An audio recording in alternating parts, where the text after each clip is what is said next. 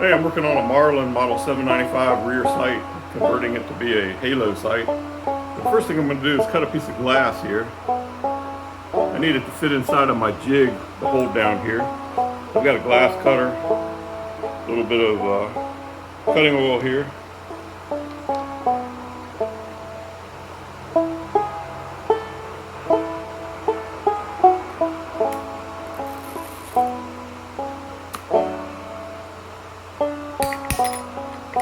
So I got a little piece of glass here. I can fit into the jig. Hopefully it fits. There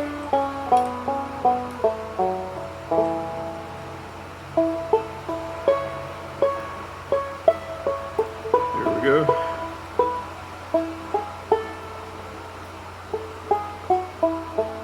That'll be used to hold the silver solder down. The glass won't conduct the heat as much as the metal might.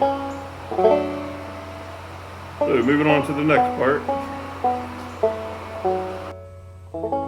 Okay, I've got the rear sight screwed down to this block of wood, and the wood is clamped to my work surface, so I'm going to try to grind out the V-notch here to make it about 8 or 9 millimeter diameter.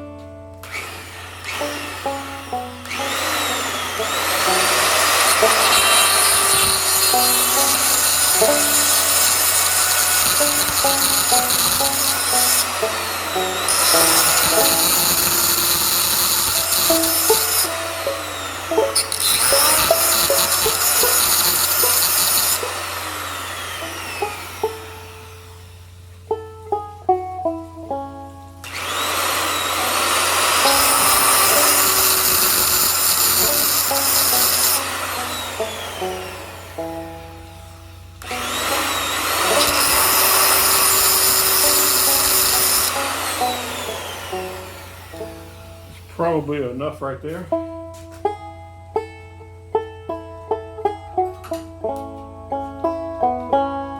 I've got this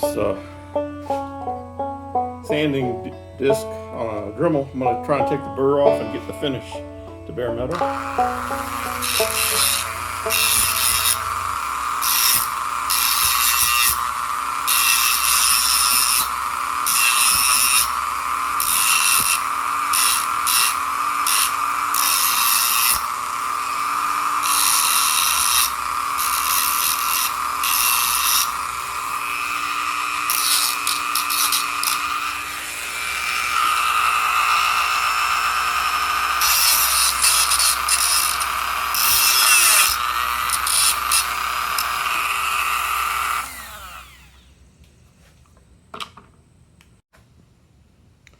So I've got bare metal down here on this, and I'm happy with the fit of that. I think that's about right.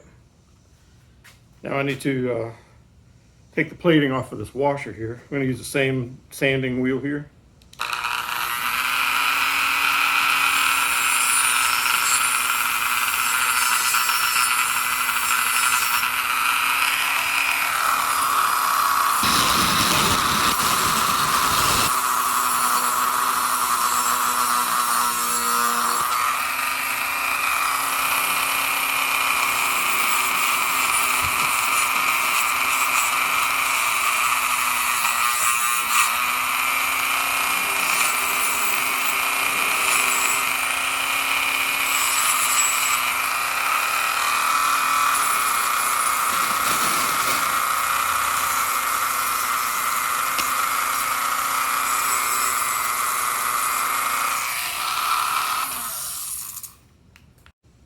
Okay, I've removed the plating and the coatings, and I'm happy with how it's going to fit on here, just like that.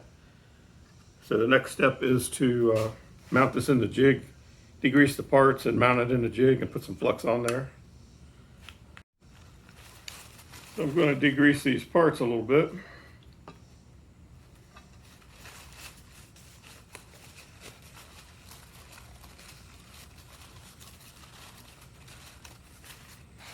And I'm actually using this vise as a heat sink.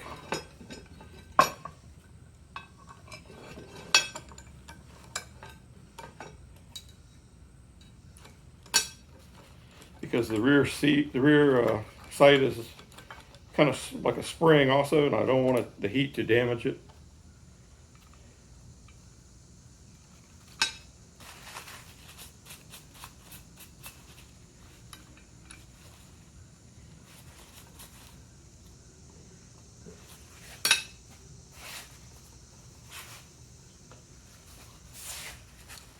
And here's the Halo washer.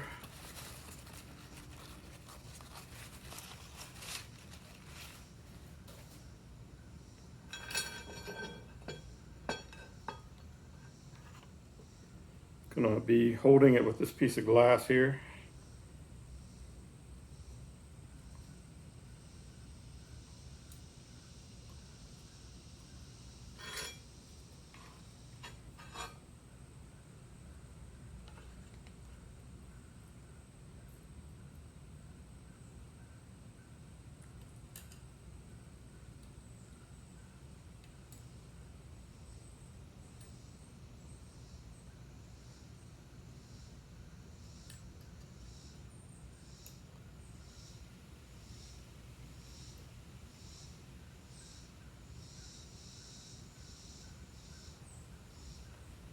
So before I do that, I need to put some flux on here, getting everything set up.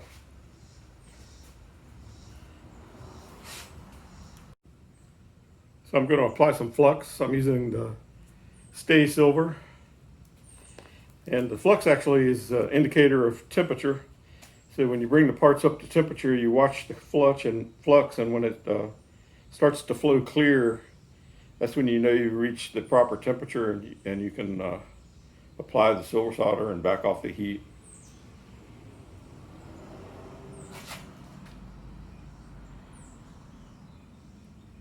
I think my flux might be a little old, but hopefully it'll still work.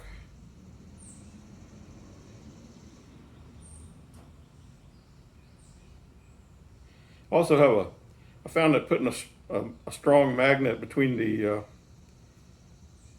somewhere on the vise near the parts, it helps. If the parts are ferrous metal, it helps the pieces kind of stay together while you're jigging it all up. I'm going to apply a little bit of flux onto this too. And this washer has a seam. I'm putting the seam at the bottom.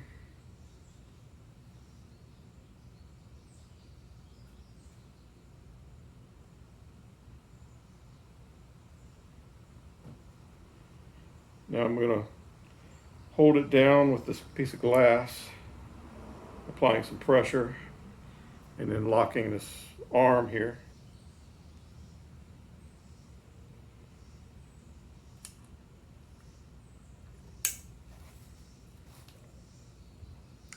And before I light the torch, I just want to make sure that I've got it where I want it.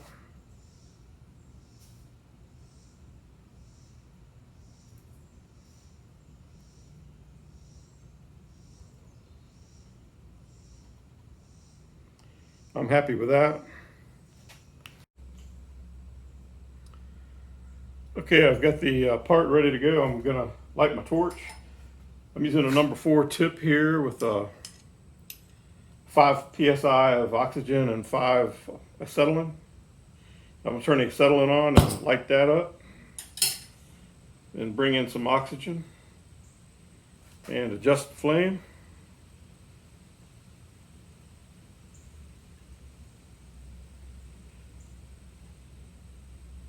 I'm using the silver alloy 50.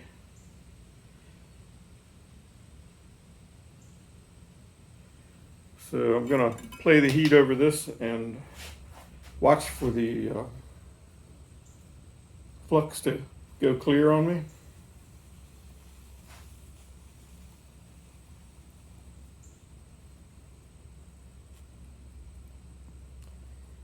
It looks like it's running clear.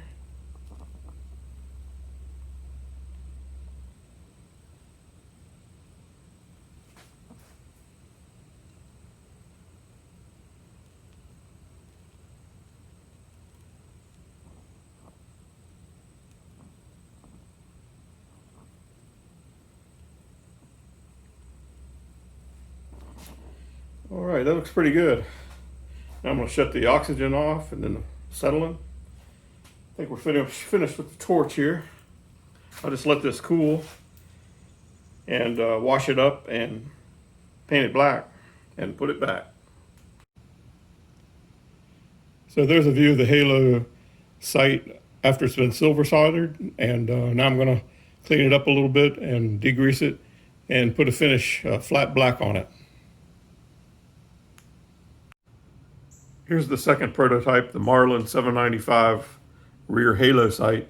I modified it from a stock Marlin rear sight. This one has the rear sight aperture is at 8.3 millimeters. The first one I did had a 6.7 millimeter ID. So I've got two versions now to work with to see which one I prefer for the two gun rimfire competitions.